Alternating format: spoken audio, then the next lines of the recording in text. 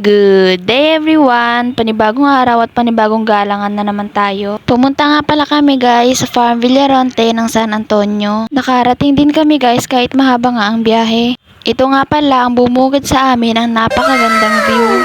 Na makabayad nga pala kami guys ay pumunta kami sa kantin ng farm para magmerienda. Ito nga pala muna ang minerienda ko, ang kanilang milk tea na napakasarap.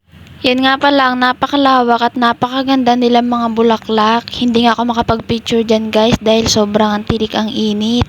Hindi ko nga ma-videohan yung mga sunflower dahil nasa dulo nga lahat. Kahit nga napakainit ay pinuntahan ko ang bulaklak na ito dahil napakaganda nga. Inamoy ko nga yan at medyo matapang nga yung amoy. Naganda-gandahan na nga lang ako sa kamera dahil hindi nga ako makapag-video ng maayos dahil sa sobrang init. Dahil napakainit nga ay sinumpong na naman ang nails nga sa dot.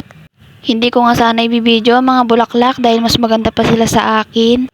Ganda-gandahan na nga lang ako dyan para maibawi ko man lang sa araw dahil hindi na ako natutuwa sa video na to.